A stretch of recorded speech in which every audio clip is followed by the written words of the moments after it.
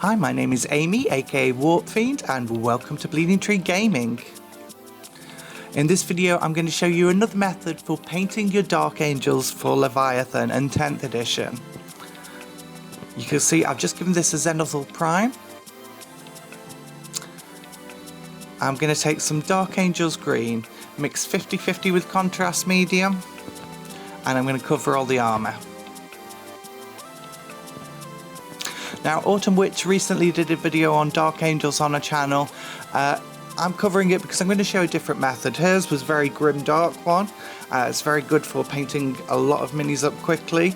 Mine takes a little bit more time per model, but it's like an heavy metal light kind of paint job. I'm just going to show you some of the edge highlighting that can really make these pop. And you can see I've given it a second coat of that Dark Angels green mix. I'm going to re-establish white over all the parts that are going to be red, and the plasma coils, the icons on the shoulder pads.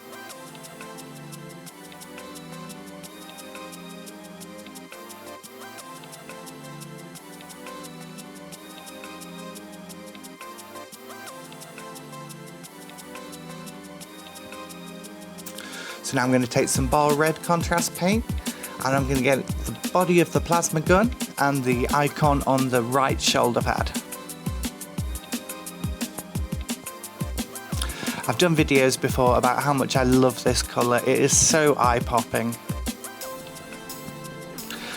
My first edge highlight, I'm going to start with some Warpstone Glow, and the thing about an heavy metal paint job is the amount of edge highlights. You edge highlight even where there isn't an edge.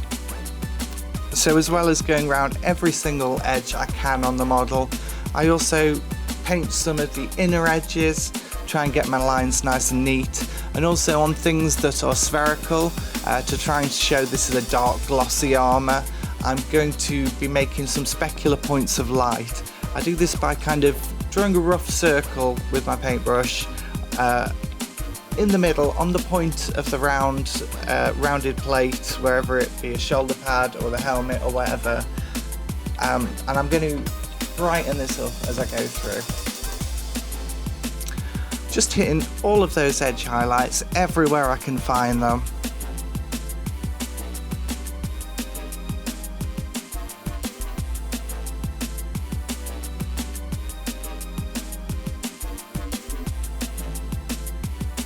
Okay, now I come in with Moot Green, and the idea of the second highlight is to cover almost all the areas you've just highlighted. These ones, keep them thinner, keep them inside the lines you've just done.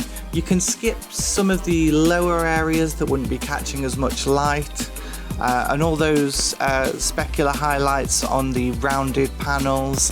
Make sure you get a dot in the middle. Now, for a final highlight, I move on to a mix of Bold Titanium White and Moot Green. And this, I'm just hitting on some of the very raised areas, the corners, just where I want to sharpen up those highlights. I used to skip these ones, but I find they add so much interest to a mini and make it pop so much more. You should really remember to get the corner edge highlights. I'm going to tie them all together with some Dark Angels Green. This time I've mixed it about 4:1 with contrast paint, so it's really quite thin. I take some Fire Slayer flesh that I've mixed down about 2:1, and I'm going to use that to shade all of the red parts.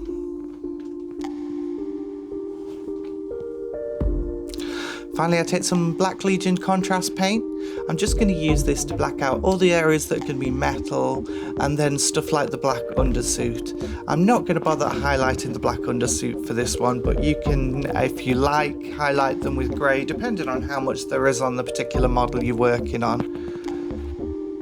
I take a mix of Sunny Skin Tone and Aldebaran Red, and I start edge highlighting all of the red parts.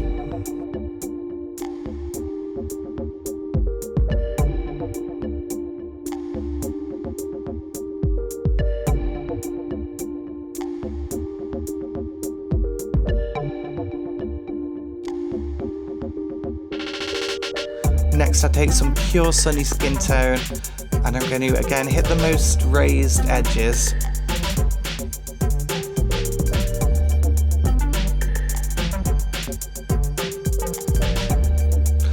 going to take some of that white and I'm just going to hit the eye lenses on the helmet.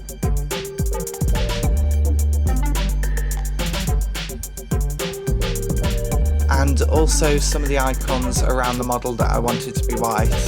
I actually got a bit cocky trying to paint this white straight over black. Usually the Pro White's pretty good at this kind of thing, but I did actually get some kind of roughness in the paint, so you might want to use a mid-tone grey or blue-grey as base colour before you go to white. I'm going to use some Athematic Blue on the plasma coils. It's just a really quick way of doing them. Then I'm going to use Ball Red again on the eye lenses.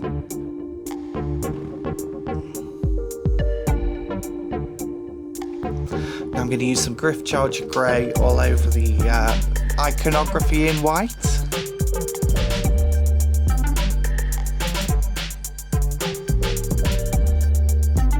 I'm going to give it a quick coat of matte varnish. Using lots of layers of contrast paints can end up quite glossy, so I like to matte it down first. And finally, I'm just going to add some gunmetal grey. Pick out all of the metal parts. There aren't very many on the model I picked. There might be more on yours. For mine, I decided to forego a wash and a highlight. You might want to go Nuln Oil, Agrax Earthshade, something like that. Well, thank you very much for watching. Don't forget to subscribe to Bleeding Tree Gaming.